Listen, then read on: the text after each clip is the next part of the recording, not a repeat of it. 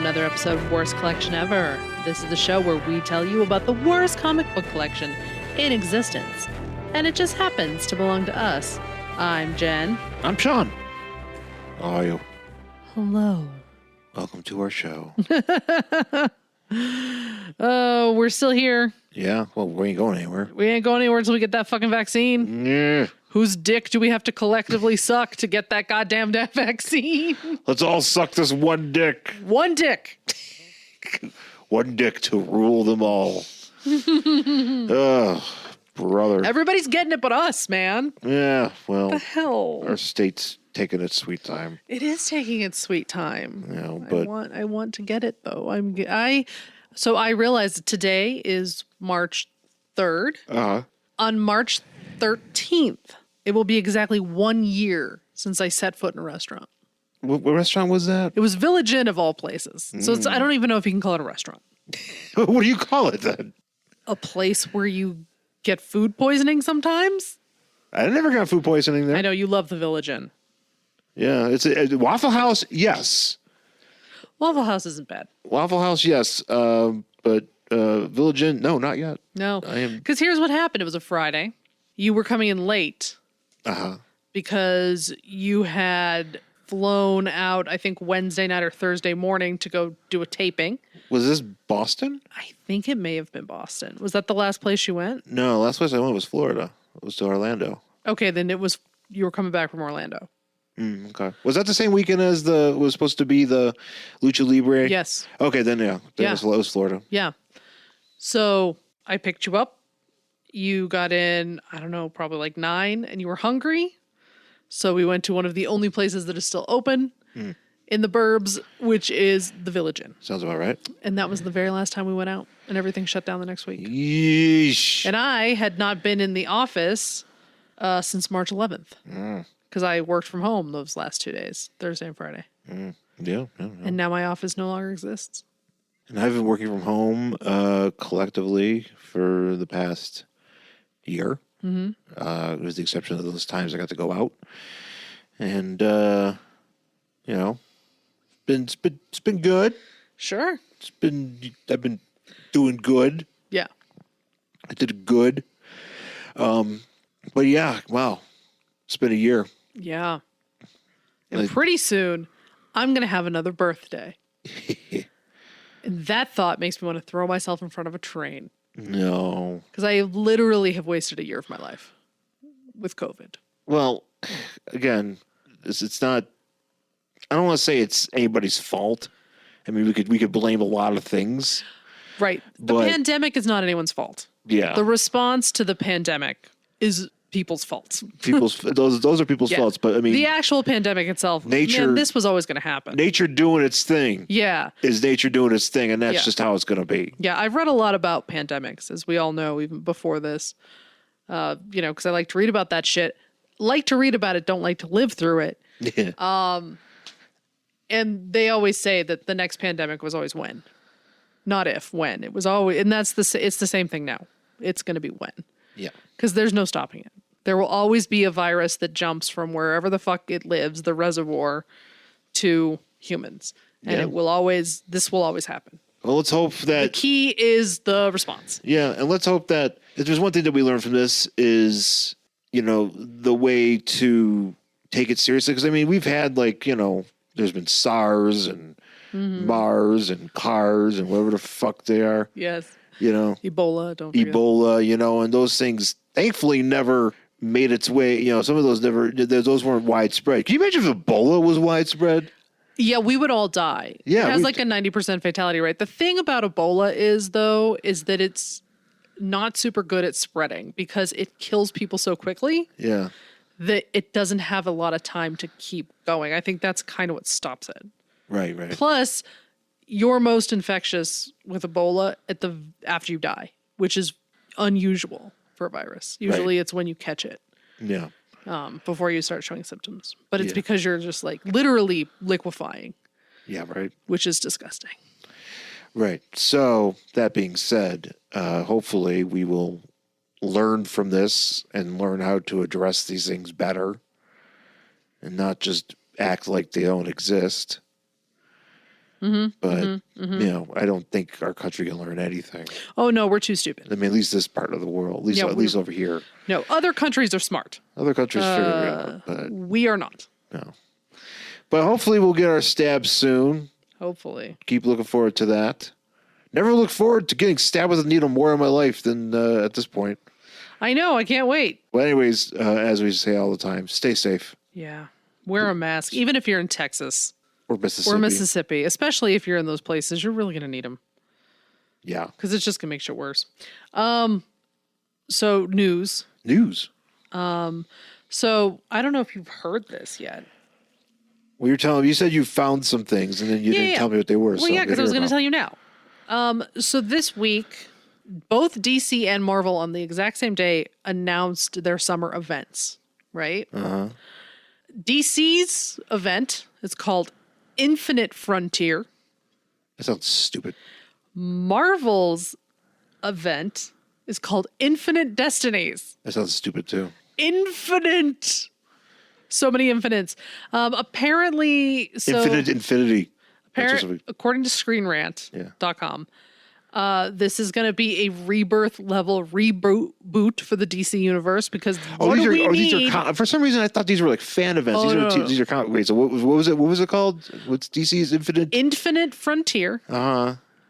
Marvel is Infinite Destinies. Okay. So continue. So apparently, even though we have done many a reboot with DC, we're doing another one. After now the death metal is over, which I don't even know what the fuck was happening in death metal because I did not read it. And so I guess the idea is to try to like bring the characters back to their classic origins, which I thought we had already done that, but I guess. Why do they keep wanting to bring it back to classic origins? Why can't you just decide one origin is the best? I just don't know why we keep doing it and then redoing it. I'm like, could we just pick one, please?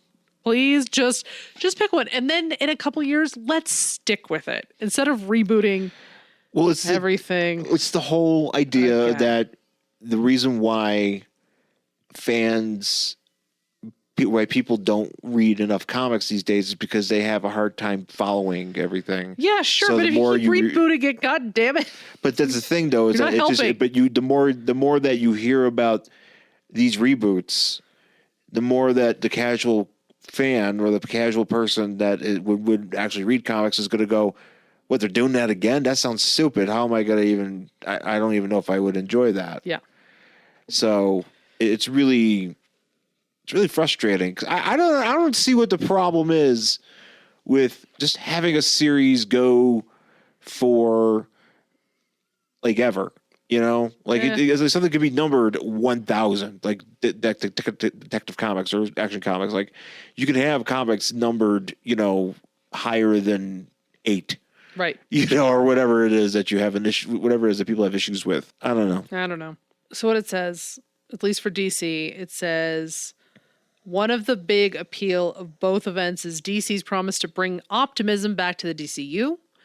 In Rebirth, that led to the return of the heroes such as Wally West, Ted Kord, and the pre-New 52 Superman.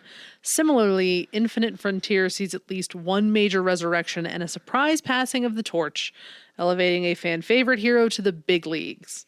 These immediate changes are a display of good faith on DC's part, showing that DC is committing to brighter stories with characters that fans have missed. Oh no, is Damian Wayne going to become Batman? That would not be a fan favorite. Well, what I was saying, not for you. Fuck Damian Wayne. I hate Damian Wayne. Because I can see that. I was trying to think of I'm sorry. I've never liked him. I don't like bratty kids. No.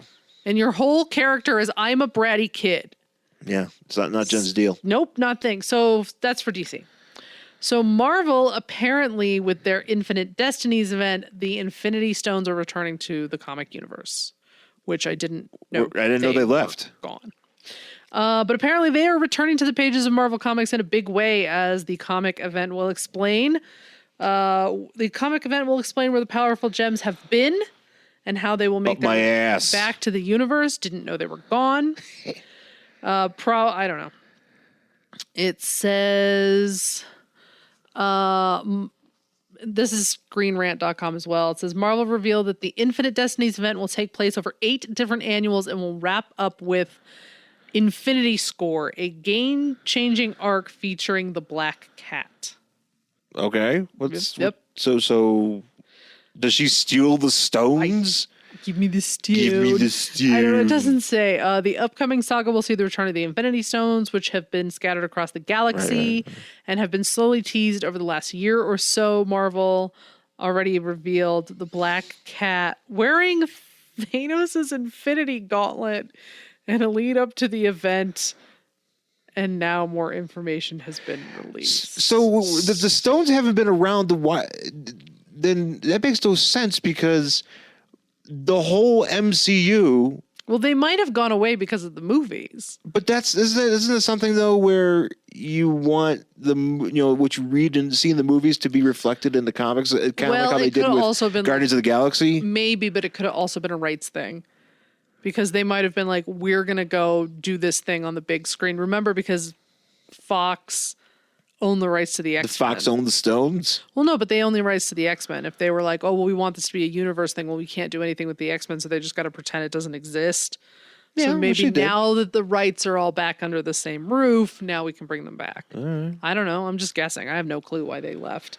And apparently Black Cat's going to be doing stuff. The series will also introduce new villains. That's exciting. New villains. All right. Villains. So, yeah. All right, great. Sounds terrific. Again, I keep promising it, and I need to get out to that one store over by us.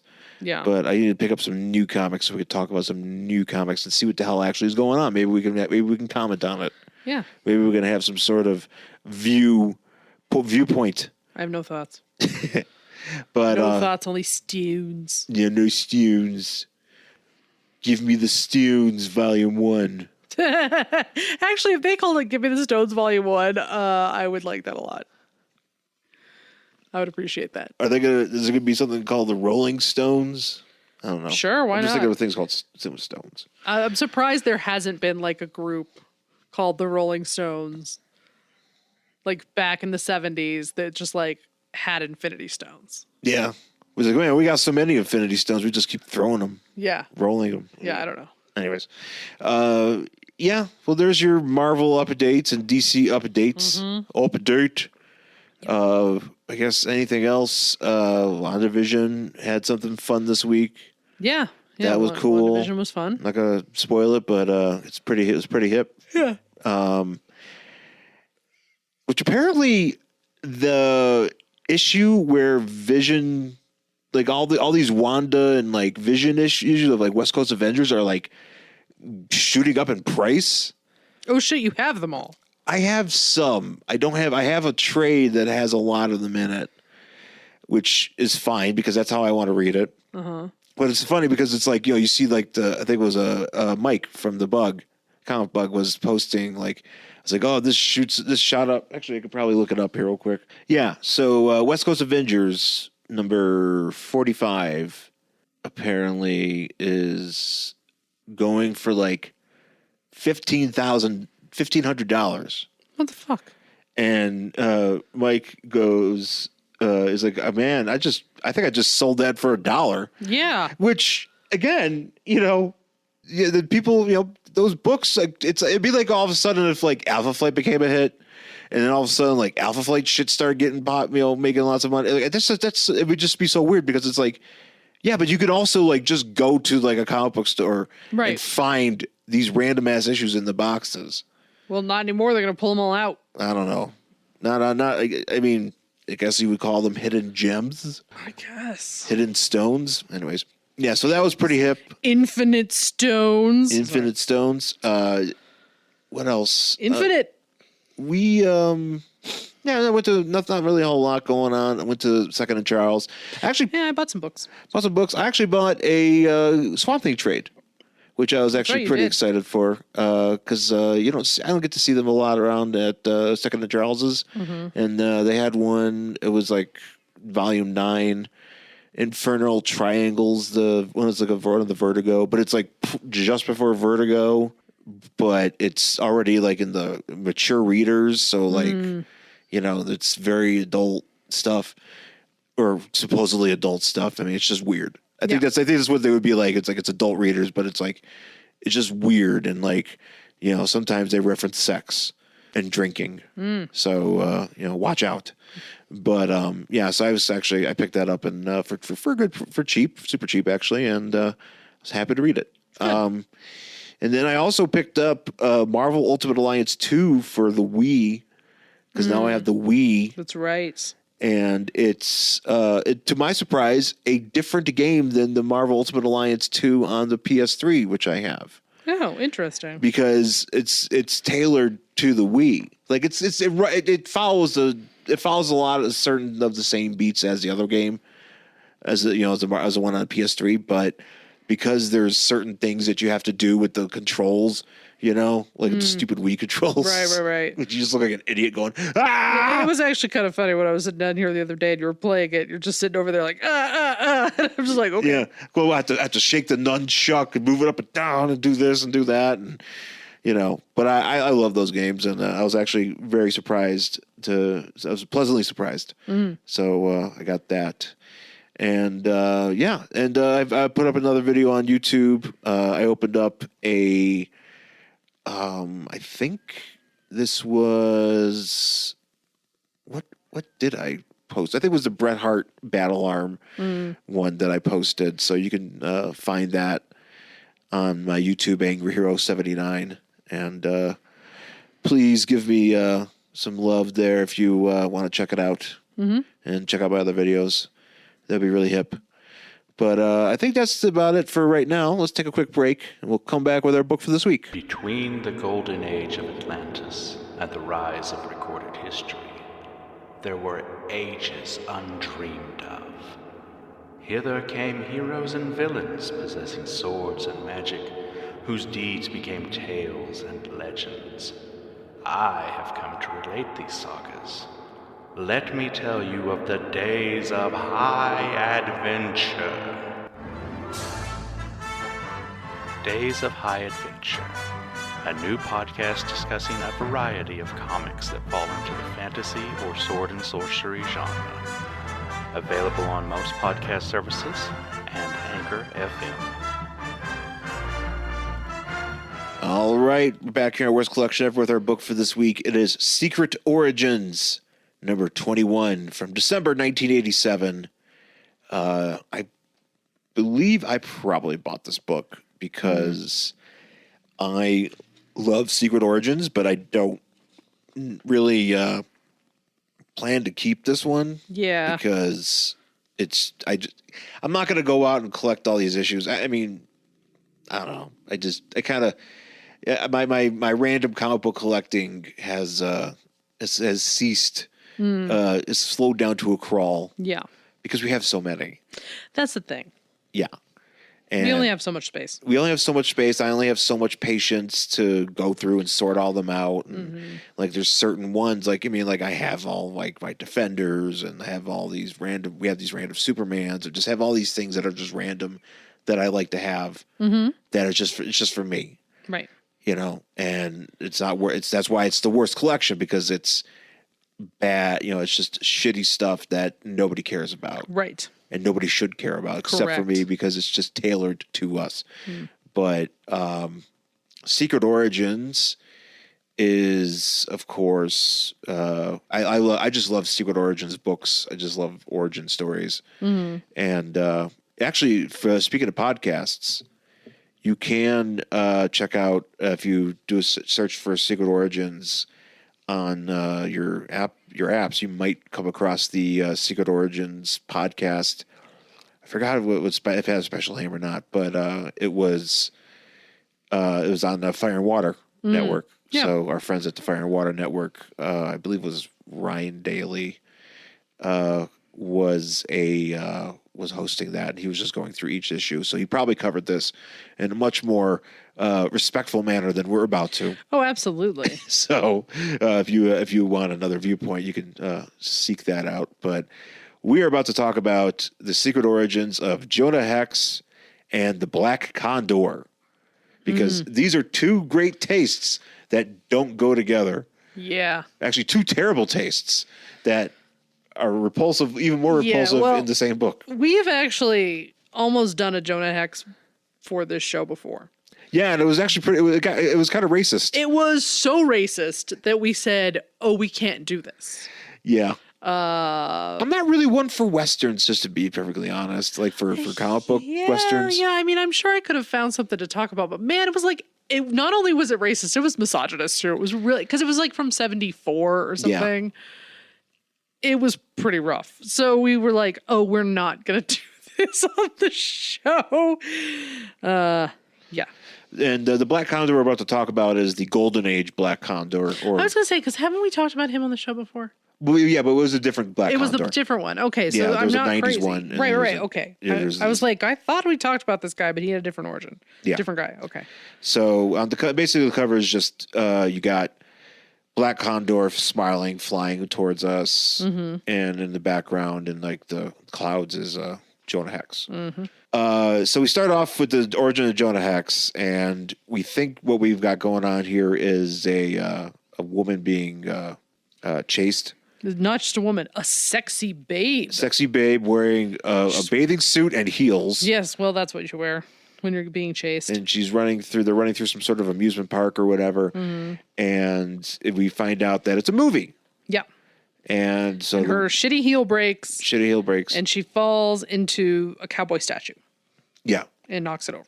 And so she falls into the statue, and everybody's like, oh, shit. You know, this cowboy statue, must cost a bunch of money. But people get a better look at it, and it turns out that it's the actual body, actual stuffed body of Jonah Hex. Yeah. Which I'm surprised that these people on the set actually recognize it, because I wouldn't know. I mean, we actually know. I don't think many people, I think just one guy recognized it. Well, no, because someone recognized it. Well, somebody gasps, and then another person's like, oh my God, good grief. So. Well, because it's an actual body. Oh, that's true. Actually, that would freak me. Yeah, I guess it's not a statue. It's a literal body, which, shit. And I wish to God I could remember this guy's name. There's like a story, and the Dollop did it. Sounds about right. And I think My Favorite Murder covered it too. It was about a guy in the West who was like dead. And he was a murderer or something. I don't remember exactly what. His body got stuffed. And then manicotti. And then it kind of went on tour.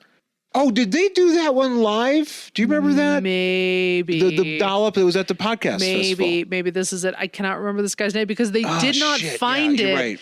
Because they found it at an amusement park eventually in like the late 60s, early 70s when somebody was like, wait a second, that's an actual body. Yeah. It's not a dummy. And then they like trace it back to being like this guy who died in the 1800s or something, and his body got stuffed. Yeah. And just basically put on display all over the fucking place and just got moved around a bunch. Right. And I wonder if that's kind of like the inspiration behind this. Possibly. I wish to God I could remember the name of this guy. No, I think I remember it because I remember seeing that. I think that's what they talked about live. Yeah, it makes sense. And so they find this body of Jonah Hex. Yeah. And at an amusement park. At an amusement park. And so we jump to this guy at Princeton College, or Princeton University, and they're just looking, at his he's looking at pictures of his body and his guns and everything, and it's his dude. They also mention the tacky rhinestone suit he was stuffed into at one point. Yes, which I love because I'm like, Jonah Hex wearing a nudie suit. Yeah, him and Mike Mills from REM, proprietors of the nudie suits. Yeah, yeah. So they were big in the 70s, the nudie suit. Yeah. Yeah. Yeah, and Mike Mills brought him back because he started wearing them in the What's the Frequency Kenneth video. Oh, yeah. Well, I think Miley Cyrus wore one recently, and I think Kesha wore one at one point. We're bringing it back. Bringing back that nudie suit. Which is literally what they're called. Just FYI, I'm not making that up. It's not naked. It's nudie suit, and they're those, you've seen them, head to toe, usually like some crazy color, rhinestone fucking cowboy outfit. Yeah. And it's called a nudie suit. It's what Glenn Campbell sung about. Yeah, and then Literally. like the guy who invented it, his first name, well, at least the name he went by was Nudie. It was like a French person, I think. He was a designer of some sort. I don't know. These are important details. Yeah, I don't know his name. Anyway, so we have this. Because this professor, this at Princeton, this guy Professor Lawrence, he wrote like the book. Like he's like if there was like a Beat the Geeks. Yeah. He would be like the Jonah Hex expert. Yeah. Because he knows. He knows his shit. So. Do you think there's an actual Jonah Hex expert somewhere? Oh yeah, there's probably some. There's somebody who's like obsessed with Jonah Hex. Yeah, they call them Hexians. Hex bolts. So, he's talking to this guy out in I don't know who he's talking. I think he's talking to somebody there. Somebody out in Wyoming, and is this the collector? I don't know who this guy is. Looks like the Mega Machine guy. Is that the collector? No, I think that might be like the collector's friend or like servant or something. Because the collector's like a way older. Yeah, he's got hair. Yeah, because we did see him. That just looks like an Alfred. This dude, by the way, this professor looks like Jeff Goldblum, 92. Yeah, no, I could see that. So yeah, so Jeff Goldblum here. We'll call him Jeff Goldblum. Jeff Goldblum's giving everybody the lowdown. So Jeff Goldblum's like, so he's like, all right, you guys gonna like show it off? And he's like, no. Well, basically, what's going on is there's an old woman that claims she is Jonah Hex's last living relation or something. Yeah, his last is his close wife. That's not his wife. She says she's common law wife. Oh, common law, because he married like an East Asian lady. That's what she said. It says she's that. But this woman is Native American. It's blocking the sale. She says that Jonah Hex's ex-common law wife in final years. So who's this Asian lady? Well, they mention it later when they're talking about the dress. Okay. Well, the collector talks about it. So this is where we jump to someplace in Illinois where this is where the collector, who looks like Ian McKellan. So I just have a question. Uh-huh. So this collector is like, oh my God, I have this from Jonah Hex. Oh, man. I have this from Jonah Hex. Now I'm finally going to get his body. Yeah. As a collector yourself, is this what we have to look forward to? Are you going to get to the point where like, fuck Toy Biz figures, I need the actual body? Well, to get to a point where I need the actual building or the actual machines that made these toys? No. Like literally, will you just be like, oh, so instead of action figures, I need the actual bodies of the wrestlers? Is this going to get dark? That's what I'm asking. How dark is this going to get? I'm very dark. Okay. I can assure you, I'm a very sane collector. Okay, I just want to make sure that I'm not going to have any stuffed dead wrestlers in my house. That eventually somebody will do a dollop on. No, I will not. I can assure you. Just try to figure out how dark it's going to get. Because this guy could have just started with baseball cards, and now he's fucking collecting bodies. Yeah, I don't know this guy's story. I don't know who this guy is. This guy's just like, hey, man, I'm into, what? Give me a body. I'm collecting. Bring me that body. I collect. I got the table he was shot at. Yeah. That's what I mean. This is getting dark. Are you going to have to be like, this is the gym that guy got killed in Puerto Rico? What? Like, are you gonna have like a Bruiser Brody? Yeah, are you gonna be like, this tile comes from the wall of the shower in the gym where Bruiser Brody was stabbed? Yeah. No. Oh man, murder tile. Check out my murder tile. Sean's murder tile. Come see. Hey, you want to see the murder tile? I got it hanging out. I put it in my own wall. It's almost as if I was there.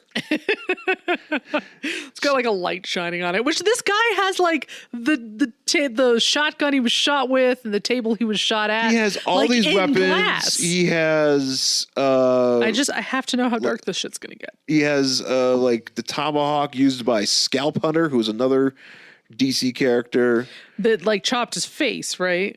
No, that was a different. This is two separate things. Scalp Tomahawks or Scalp Hunter or Tomahawk. The Scalp. I was confused. Oh, Scalp Hunter. Scalp Hunter. That's a name. So he's got like the wedding dress. Yeah, here it is. He's got the wedding dress worn by the lovely Chinese bride Mei Ling, who on the day she married him, she left him and their son. So, okay, so he was married at supposedly married at some point, and he has the dress. Yeah. So, yeah, somehow he's got all these weird things. He's got all the shit. I do like how there's one thug here because he's talking to these two goons, and this one goon's just got his hand on this shotgun, just kind of like just resting his hand on it on the table. Like he's like, yeah. I also love this is the guy who's wearing his sunglasses indoors. Yeah. Yeah. Yeah. Big redhead guy. That guy looks like Donal Logue. That guy takes his job of protecting collectibles. Question mark? Is that? Well, his he's job? working for this guy, and he's just a hired goon. Donal Logue. But do you need a hired goon when all you're doing is collecting things? Well, because he feels that he needs to ensure that it gets to him. Because I think this guy's just so like. Oh, so you think he's a temporary goon, or do you think he's like? Yeah, he's a temporary goon. He just hired some. Oh, okay. So he's only hired to bring the body, and then he's got to go goon somewhere else. Yeah, he's gonna have to get another. What do you goon think gig. a goon resume looks like? It's just a bunch of like. It's actually probably really long because it's like worked here and the description is just like punched a guy. Oh, lead puncher. Oh shit! Do you think they have titles like lead puncher, lead wheelman, brass knuckles? Yeah, brass knuckles. Oh yeah, under skills. Marksman, brass knuckles, whip. Yeah. All guns. All guns. Excuse me. Are you familiar with this gun? Oh no, I'm not familiar with this gun. I'm sorry, you can't be our goon. Yeah. You're not familiar with this particular gun. C-class driver's license, forklift driver. Forklift driver. You never know. If you are a goon, you need. I need a forklift goon, and I need it now. There is something I need to collect on a very high shelf in a warehouse. Where is my forklift goon? And I need it moved very, very precariously by somebody who competently knows how to use a forklift. Somebody who has been trained. I've driven a forklift before. Probably not legally. Nope.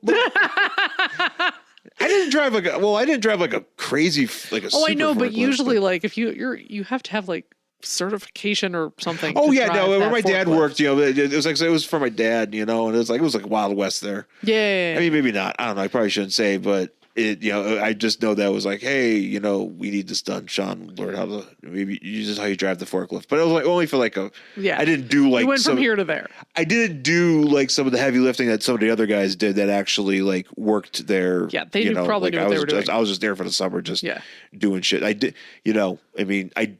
me and Benny did accidentally set fire. Yeah. To something. You almost burned that whole place down. It made the news. Good job. But it was accidental. Yeah, that doesn't matter. You still almost burned shit down. Yeah. When I worked many years ago at a certain bookstore that no longer exists, they had a trash compactor in the back. Okay. That for some reason could only be operated by people over the age of, I want to say 18. Uh-huh. But that doesn't sound right because I couldn't do it. I couldn't use it. I know I was already 18, so it must have been 21. And like, we just had to like dump shit into this giant compactor, and then we had to like wait around for somebody to come and push the button.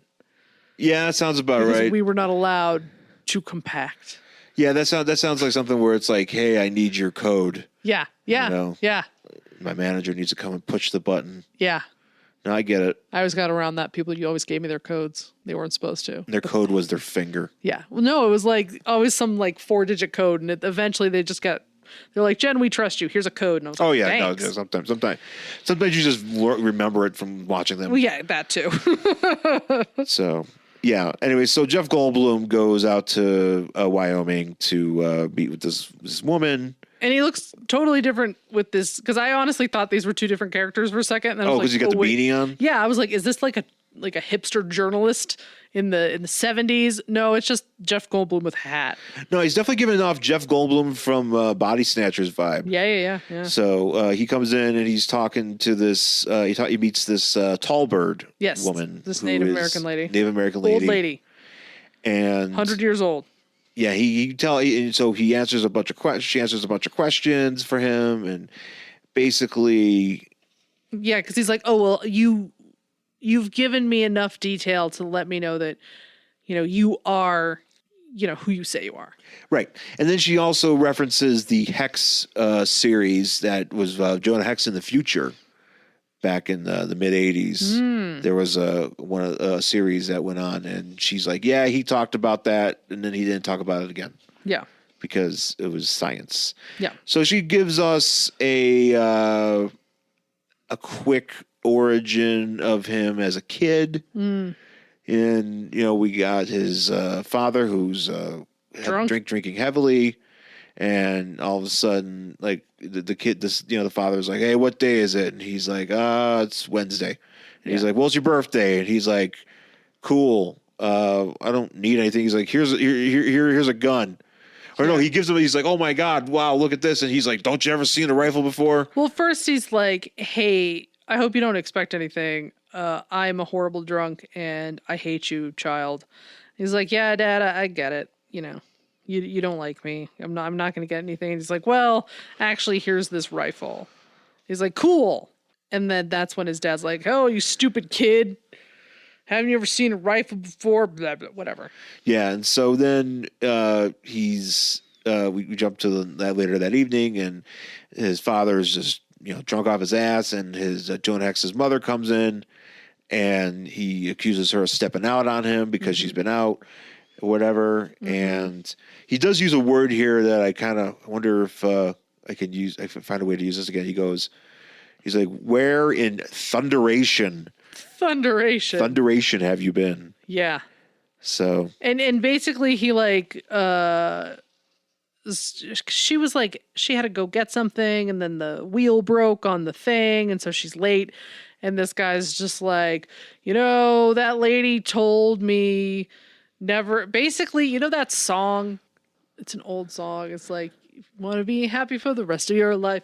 Never make a pretty woman your wife. Woman, yeah. That one. Or that song, yeah. That song is basically what he tells this woman. Like, I should have married an ugly broad because they won't cheat on you. And I'm like, have you seen Jerry Springer? Yeah. Because that's not true. Right. Everybody be cheating on everybody. Everybody be cheating on everybody. And usually when you see Jerry Springer, those people are not cute. Nope. None of them. They're all, it doesn't matter. No, it's always a bad thing. So that ain't true. So I thought this was going to lead to him shooting his dad, but it doesn't. That's exactly what I thought too. I was like, oh, well, because we already saw he was like a dead eye shot. He was like shooting all the stuff. Yeah. Like the first time picking up this gun, just like shooting everything. I'm like, oh, so he's going to kill his father, and that's going to be like the origin. No, his dad like comes out and hits him, and he goes face first into the floor. And I'm like, so is that where he gets his scar? That's for a second. I thought that's what it was. But then we don't see it again. No, I knew that's not where he got his scar. But I thought for a second, I was like, wait, did I misremember this? But, right.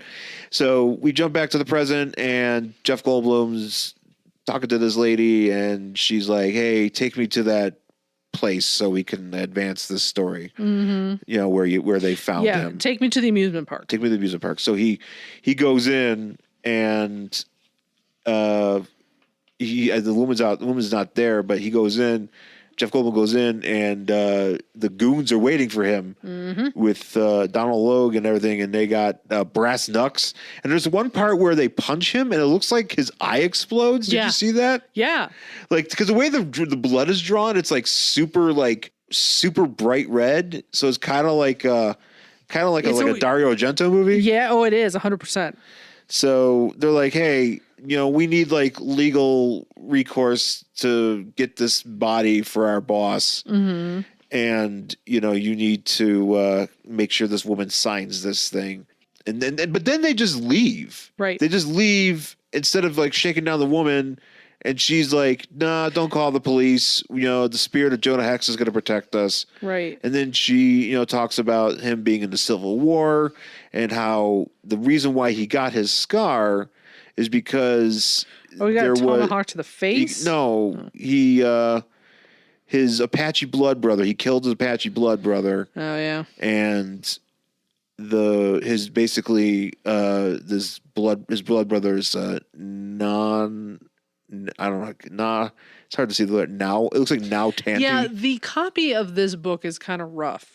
Yeah, the lettering. Yeah. It's like well, not only that, but you can see on the cover it's like cut wrong. It's like if you look at Secret Origins, do you see the top? You see there's like oh yeah, no, it's off, cut wrong, and then the actual print is like, and I don't know if it's because it's old or just the way it was printed. It's like kind of blurry. Yeah. Yeah. So it's kind of a shitty copy of this. Right. Yeah. So he is so he gets the it looks to be like a stick to the face. Yeah. Like it's the mark of the demon. Sure. And so he, since he was all scarred up and everything, he decides to start drinking. I mean, what else you going to do? Yeah, what else you going to do? Yeah, and he's like at an establishment, a brothel of some sort where there's like a lady trying to... Well, the way the woman described, the tall bird describes it as, he found his woman in the dirt of the street. The dirt of the street. Yeah. And so he's, he's talking to this, or something like he's at a brothel and he goes out, he hears like a commotion outside and he goes out. What? I was going to say, it's because there's like a woman there being like, hey, soldier, I need money for somebody's surgery. Uh-huh. And then the soldier's like, no, wench. And he goes to like hit her. And then that's when he starts like seeing it as his mom and dad. No, that's not it. No, because he's talking to this lady, to this lady, who I'm assuming is a prostitute. Oh, I must have skipped ahead. Or maybe not. Did I miss this page? Let me see. Actually, no, I don't think it's even a prostitute. I think he's just talking to a lady. No, there's a point. Yeah, because you have to. So this is a woman of the night. Oh, it is it? Okay. This is a woman of the night. But see, this guy hits her. It's not the same woman. Oh, it's a different woman. Yeah, because he hears he's talking to this woman inside, and he hears what's going on outside, so he goes out there to see what's up. Because they're all drawn the same. And he sees this woman, and it's a blonde woman like his mom, and this guy who looks like who has a stash like his dad, and so he envisions Jonah Hex does envisions he has mustache PSD PTSD he does, and he envisions these people as this guy as his dad, so he shoots his dad. And instead of people being like, holy shit, you just shot a dude, it's the Old West, and they're like, hey, you just shot like this criminal. Yeah. This guy that has quote is wanted for more back shooting more men than the US has got states. Mm-hmm. So, I'm assuming what year was this? Well, this is like the 1860s. I was going to say, how many states do we have at that point? Not as many we have now. No. So he didn't shoot 50 people. No. But he shot a lot of people. Yes. It's enough. It's enough 18. People. It's enough people to get into some trouble. Yeah. So he gets this reward, and he makes it rain. Yeah. He just takes the money and just like blah. Yeah. And they're like, "What's wrong with you?" Gets on his horse and leaves. And now I think we're back at the amusement park, because then now the goons are there with the old man, right? The collector, with Ian McKellan. Yeah. And he's like, lady, look, you need to sign this sheet because you're old. Oh, is it? No, I don't know. I think they're still at the park because it's he says yesterday. So it's like they've been hanging out at this park like for the whole day. Sure. And she's like, no, I'm not going to sign the paper. And then one of the goons is like, then you ain't liable to live too long, right, boss? I'm like, she's 100 years old, dude. Just wait for this old woman to kick a bucket. I'm going to remove you from your life. Yeah, she's about to kick it. Yeah, just let her go. Come back in 6 months. So the goons and me and McKellan pulls out the gun and he's like, you know what? You should have signed this. And out of nowhere, because I don't know how this fucking happened, but I'm assuming it's because it's the ghost of Jonah Hex. But Jeff Goldblum all magically has a gun. Right. So when the way they drew it, I honestly thought it was because they're standing in front of the Jonah Hex body and he's holding guns. And I was like, oh, is Jonah Hex alive now and he's shooting these people? That's what I thought. That's what I thought. I was like, oh, Jonah Hex has come back to life, the spirit of Jonah Hex, and he's shooting these people with these guns. No, it's... Oh, no, wait, you know what? I think, no, you're right. I think you're right. Am I right? No, I think you're right. Because then the next page, it's Jeff Goldblum has a gun. And he has the gun because he's picking up the gun that the old guy dropped. Oh, because you can see him here. He's picking up. He's like, oh, he holds it up to the to the goons. Okay, so that is what happened. Yeah, so Okay. Ghost. It was a little unclear. It's Ghost gun. It's a little unclear the way it's drawn. Yeah, it is. It 'Cause is. I'm like, wait, whose hand is this? Because It it's is- just a hand. It is awkward. Yeah. So yeah, and so they get the goons and they put them up in a van and then they leave the body there and they'll come get it later and Yep. that's it. Yep. That's how it ends. That's the Jonah Hex origin. That's what happened with that's how Jonah Hex. There was like maybe 8 panels of what actually Of how Jonah Hex became Jonah Hex, sort of, and a lot of goons. and a lot of goons and a lot of Jeff Goldblum and a lot of an old lady Yeah. and ghost Yeah. guns. That's what that was. It was not worth it to Yeah. sit through that origin. So we have the letters page in here in the middle. It's called Secret Admirers, No. which isn't bad for Secret Origins, but there's no letters. It's just a secrets behind the origin. So it's a bit more of like a published, like when you read publication history on Wikipedia. Yeah. It just kind of talks about that stuff. So that's neat. I did enjoy this ad for NBC Saturday morning cartoons. I did not read it. I just glanced. Well, the whole thing is like, so there's an elf cartoon, I guess. And so the idea is that all these characters are in the NBC commissary and they're eating lunch and Alf crashes into the ceiling and everybody starts eating the ceiling or by accident or something. 'Cause the gummy bears are like, oh, you mean it falls into their food? it falls into their food. And I thought you meant they were just like, ceiling. Hum, hum, well, no, hum. it's like the gummy bears are like, because the gummy bears are like, it's like, hey, what is the gummy? Just the cartoon, the gummy bears. If you remember the gummy bears, they're just like, hey, look at these motherfucking Fraggles here. They're eating the ceiling, and then, I would have really appreciate if the gummy bears actually said, look at these motherfucking Fraggles. yeah, and then we got Foofer. Do you remember Foofer? No. He's a blue dog. Nope.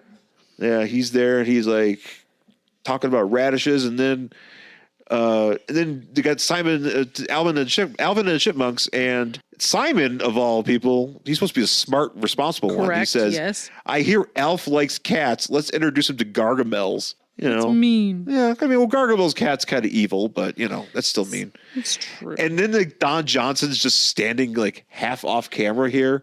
And That's true. He is half off panel. What and the hell? half off panel, and like Alvin's like, "Hey, let's do shit." So yeah, that's your 1987 NBC lineup. Yeah. Oh, there are letters here actually. I'm sorry, I mistaken. Okay. I didn't read any of them. 2 pages here. All right. Anyways, so here we go.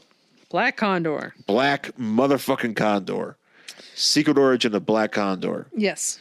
who appeared first, I believe, in something called Crack Comics #1. Right?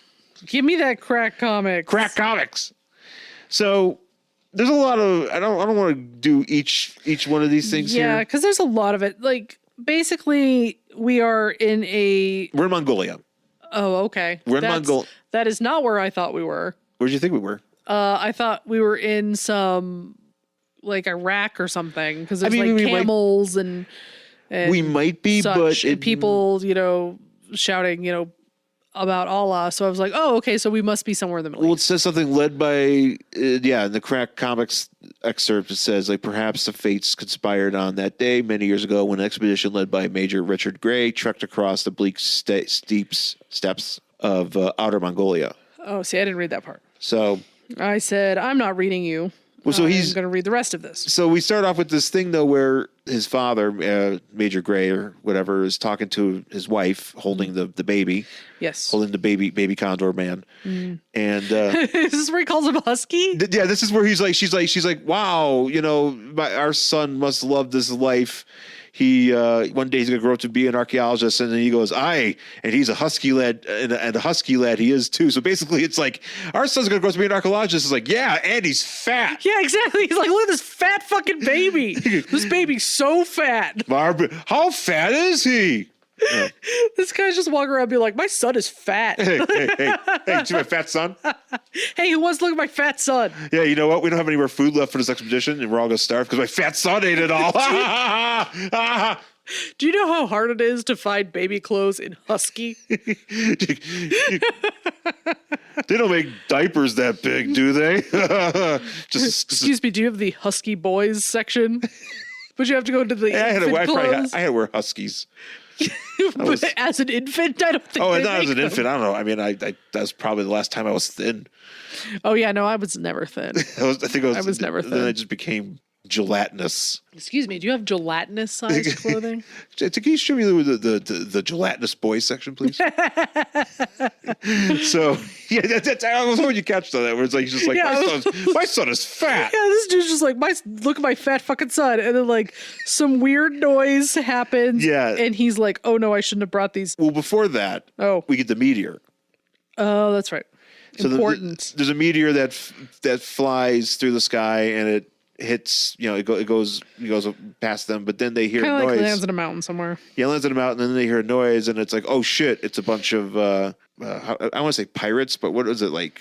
Kind of. I'm trying to think. I know there's a word for like Genghis Khan, like marauders. It's called marauders. Yeah, Genghis Khan motherfuckers. See, this is the kind of analysis you're not going to. Unfortunately, you probably won't hear in the Secret Origins podcast. That's right. They'll actually tell you like what happened. We're just going to talk about fat babies and marauders. Yeah, they're not saying. They're not gelatinous, size gelatinous. Yeah, I can assure you that Ryan Daly is not saying Genghis Khan motherfuckers. Yeah. Because they actually have respect for comics. And they actually know things. Because we just make shit up. So, yeah, but this is where he's like, oh my God, you're trembling, my dear. I was a fool to bring my wife and my infant son on my dangerous expedition in this barren wasteland. Yes and no. First off, like, it's probably ill-advised. But second, when people were wandering this country in covered wagons, man, some of those fucking women gave birth in the back of those covered wagons as they were moving.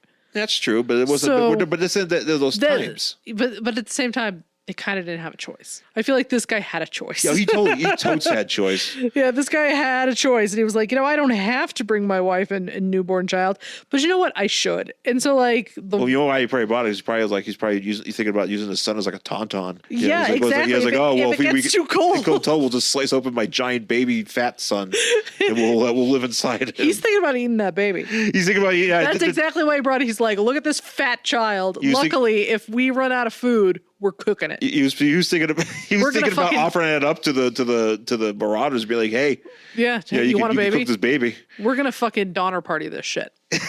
Yo, we Donner Potter this shit. Donner Potter. Do you remember that movie Alive?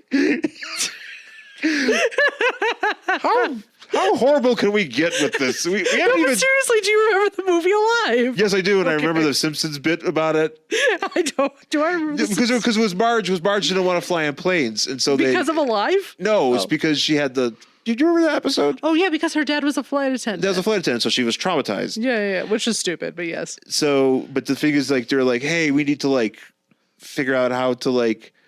Make your mom feel better, and so they show her like Alive. She's watching Alive, and the part it's like you could hear the TV, and they're like, oh my God, we're all alive, and then they just start chomping. Pass me co-pilot. Pass me some co-pilot. Yeah, that's when she's also just sitting. Yes, but like she's not sitting on a seat. She's just kind of like sitting in midair. Yes, I do remember this now.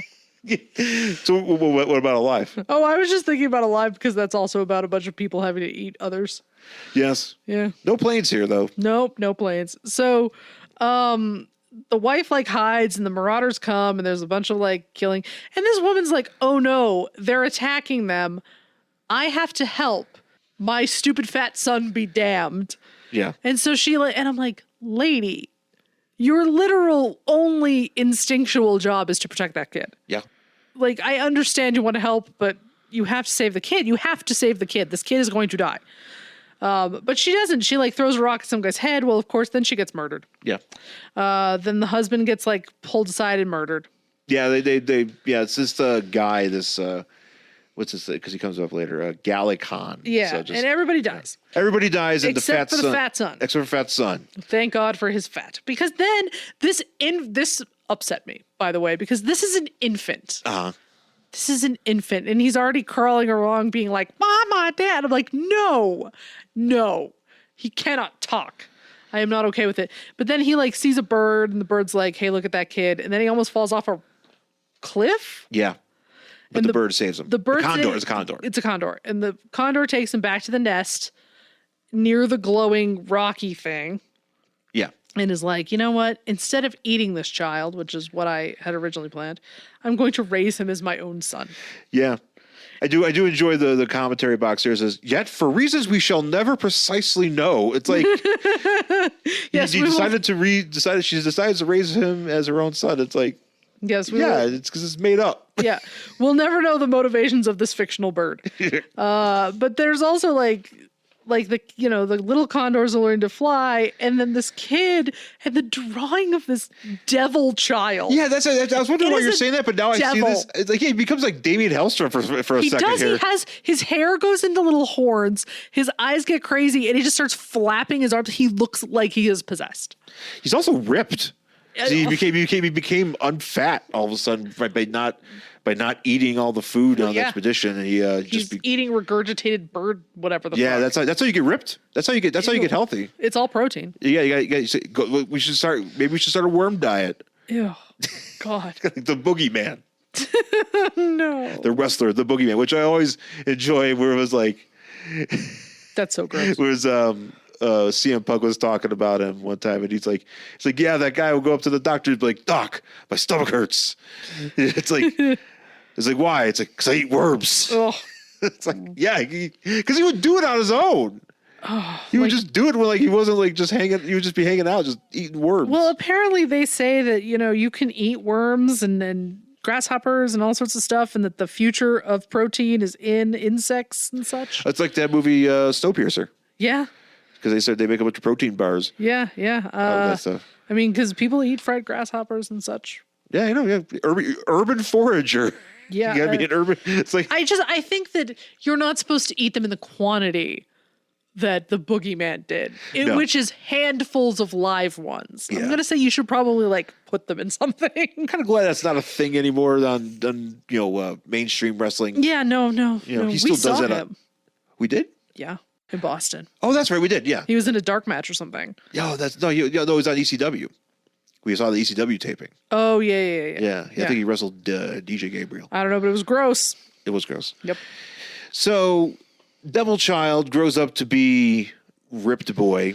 Yeah, he gets really ripped, and he wants to fly. And obviously, since he is a human, he can't. But he still tries to jump off a thing, and he gets really hurt. Yeah, he gives himself a concussion, or should have broke his neck. Should have died. And then his mom, his bird mom, is like, here, go sit back at the nest until you get better.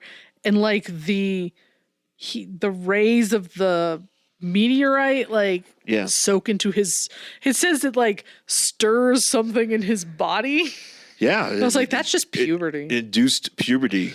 Yeah, that's just puberty. And it gave him some sort of strength and some sort of ability to fly. Basically the ability to fly. And you studied the condors and how they moved. Yeah. And then he just all of a sudden started fucking flying. Yep. Like Wonder Woman. And he learned... In Wonder Woman 84. Oh, that's right. Yeah. It's exactly that. She's just like, I can fly on the winds. Yeah. Yeah. That's exactly what happened. This guy didn't need Steve Trevor. She did. To tell her, you just harness the wind. And she's like, I can fly now. Give me the stew. So... Maxwell Lord just bleeds on her. So gross.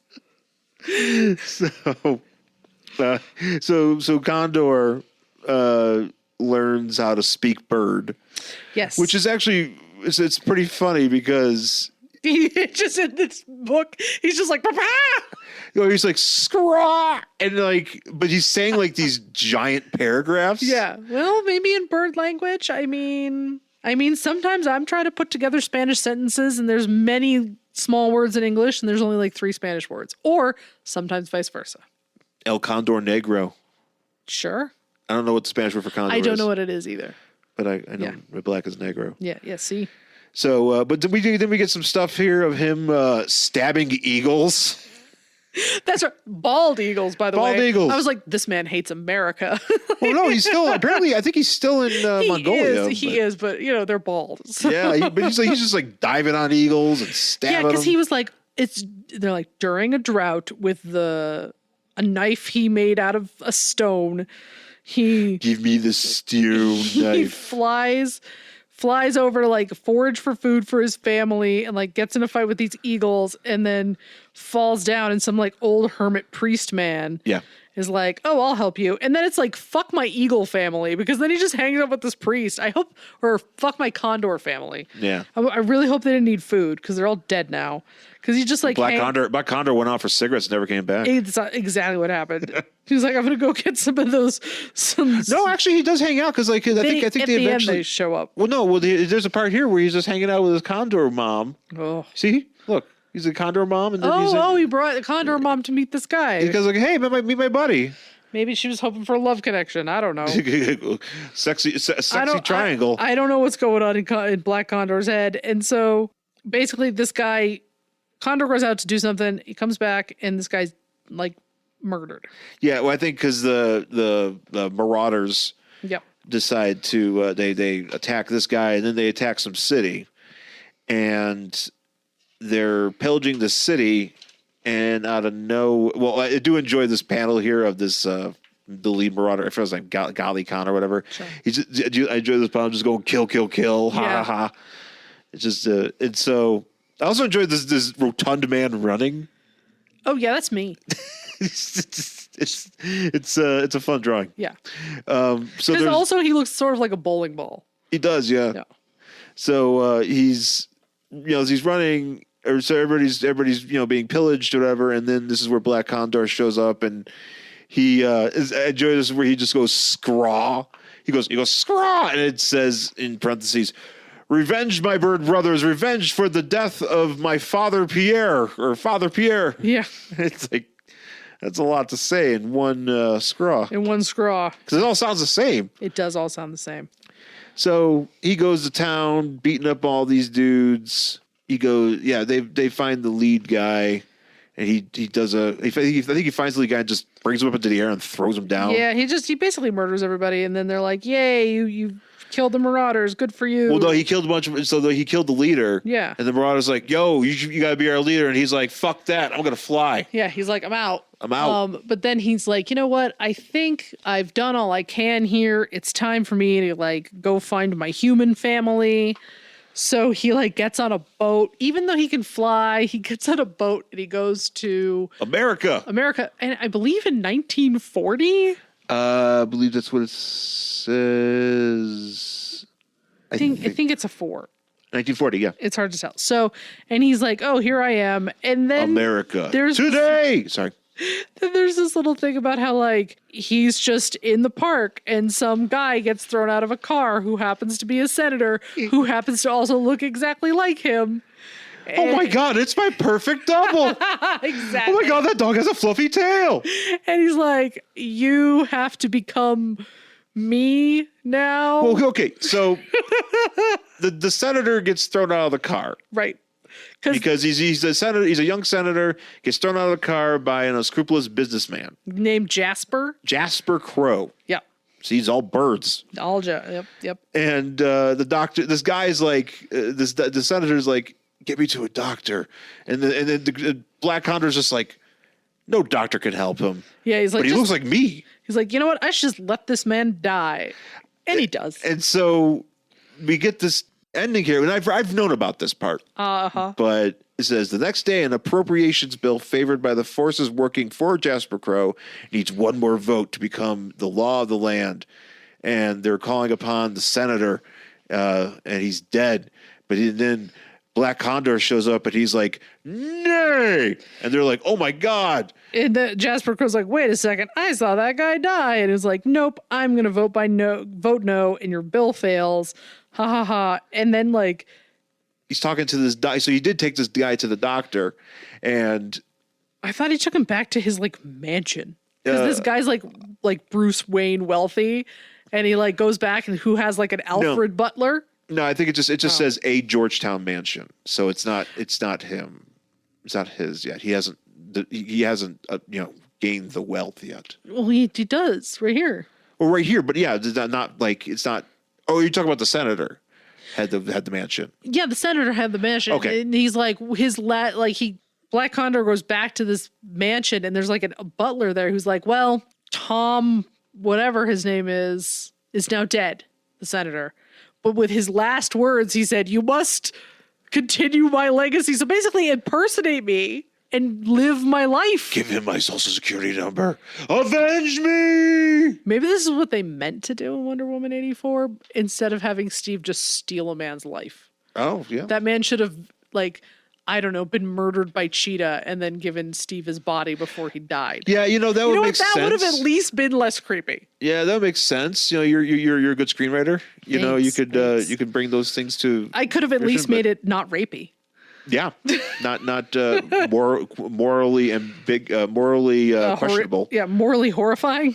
Yeah, and so he's just like, I'll do it. I'm this guy now, and I can fly. Yep. And I enjoy worms. And I'm gonna.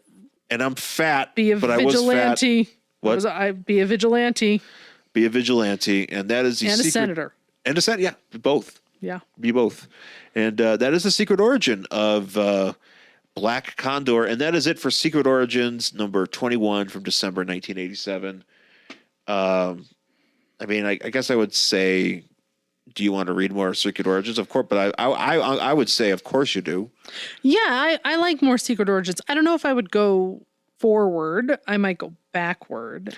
Well, it depends on depending on what it is. That it's usually with Secret Origins. I'm definitely for this book too. But, that's fun. And we've done Secret Origins before here. I think a long time ago. It's always It's always not so much hit or miss, but it's just like it's to your tastes. You know, like if you want to read about Dr. Fate this week, this month, or if you want to read about Black Canary or Superman or whoever it is that they're doing, then you pick it up. If you don't, then you just say fuck it. Yeah. So it's always it's debatable. Depending on who it is that month, but I dig it. I love it. Yeah. So, anyways, that's it for this week's show. Thank you for listening. You can find us on Twitter and Instagram at Angry Hero Sean. And I'm at Jen Stansfield on Twitter and Instagram. Find the show on Facebook, Worst Collection Ever, and email the show, worstcollectionever@gmail.com. And please rate, review, and subscribe to the podcast on Apple Podcasts and anywhere you get the show. Tell your friends about it. If you find us on Stitcher, on TuneIn, wherever. Not Amazon. What's the flying one? Podkite? Yeah. Yeah. I'm trying to think of some other ones, though, too. No. Like Google. We're on Google. Sure. Find us on Google, Spotify. Mm-hmm. Find us on all those places. And please share the podcast with folks and tell them that you need to hear more about these husky children. Yeah. Turning into condor. Where are those fat babies? Let's get more fat babies becoming condors. Or whatever the fuck this book wants you to believe. Sure. Dumb book. Anyways, that's it for this week's show. Thanks for listening, and we'll talk to you again next time. Bye.